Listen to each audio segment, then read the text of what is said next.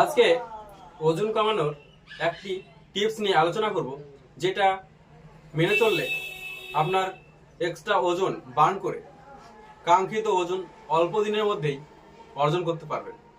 প্রথমে আমরা জানার চেষ্টা করি যে কিভাবে চলতে হবে আমাদের, কিভাবে চললে আমাদের যে আস্তে আস্তে ওজনটা বাড়তে শুরু করেছে সেটা বাড়ার কারণটা কি কারণে আমাদের এক্সট্রা ওজন খুব তাড়াতাড়ি বেড়ে চলে।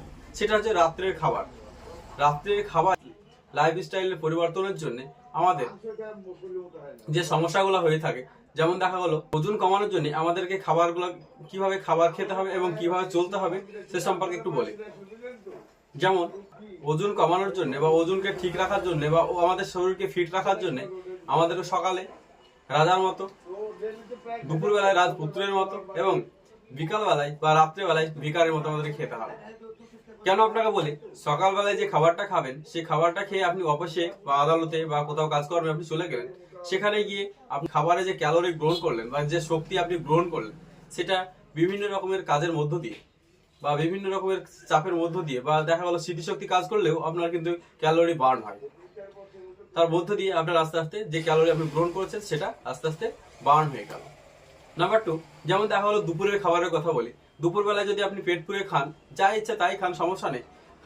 খাবার খাওয়ার পরে সেটা যদি আপনি দুপুরের খাবারের পরে অনেক সময় পান, সেটার জন্য আপনি দেখা হলো কোনো কাজকর্ম করছেন, কোথাও ঘুরছেন বা কোথাও কিছু একটা করছেন, তার মধ্যে দিয়ে যে আপনি খাবারে যে ক্যালোরি গ্রহণ করলেন সেটাও আস্তে আস্তে বার্ন হয়ে গেল। রাত্রে খাবারে এই কারণে আপনাকে মনোযোগ দিতে বলি, রাত্রে যে খাবার খান, খাবার খাওয়ার ফলে আমরা খাওয়া দাওয়া করতে করতে রাত্রি 9টা 10টা করে ফেলি বা কেউ 11টাও করে ফেলি। তো এইটা খাওয়ার পরে সঙ্গে সঙ্গে আমরা ঘুমিয়ে যাই, কিন্তু আমাদের ঘুমিয়ে যাওয়ার কারণে আমাদের ক্যালোরি খরচ হয় না। ক্যালোরি খরচ না হওয়ার কারণে আপনার দিনের পর দিন এই ক্যালোরি শক্তিতে রূপান্তরিত হয়। শক্তিতে রূপান্তরিত হওয়ার পরে যখন আপনি শক্তি কোনো কাজে লাগালেন না, সেটা ফ্যাটে রূপান্তরিত হয়। সে আস্তে আস্তে ফ্যাট জমতে জমতে এমন একটা পর্যায়ে এসে পৌঁছায় যে আপনার অতিরিক্ত মোটা বা অতিরিক্ত স্থূল বা আপনার ওজন এত পরিমাণে বেড়ে যায়, যেটার জন্য আপনার ডায়াবেটিস,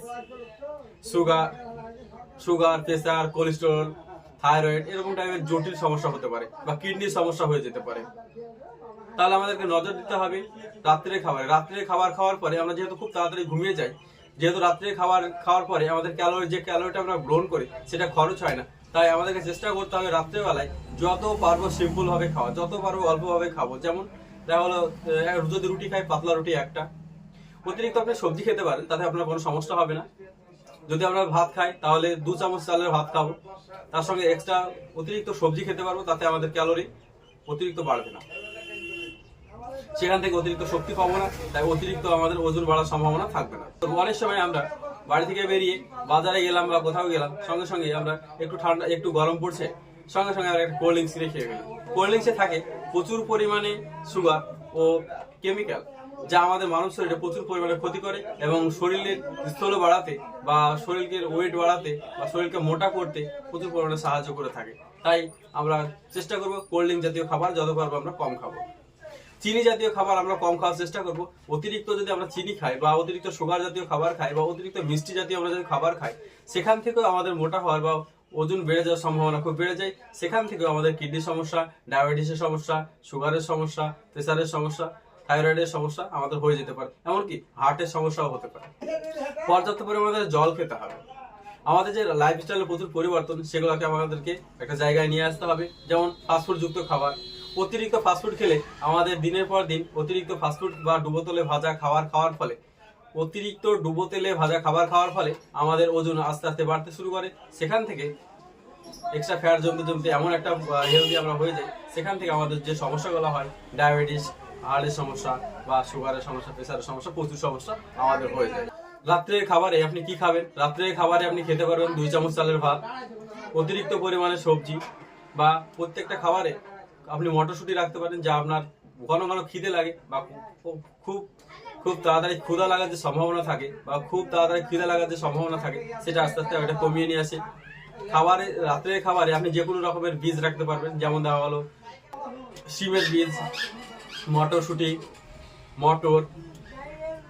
মটরশুঁটি, ছোলা, এরকম টাইপের যদি বীজ রাখেন তাহলে আপনার ঘন ঘন খিদে লাগার সম্ভাবনা অনেক গুণ কমিয়ে দিবে এবং এক্সট্রা যে ওজন বাড়ার যে সম্ভাবনা থাকে সেটা আস্তে আস্তে কমতে শুরু করবে।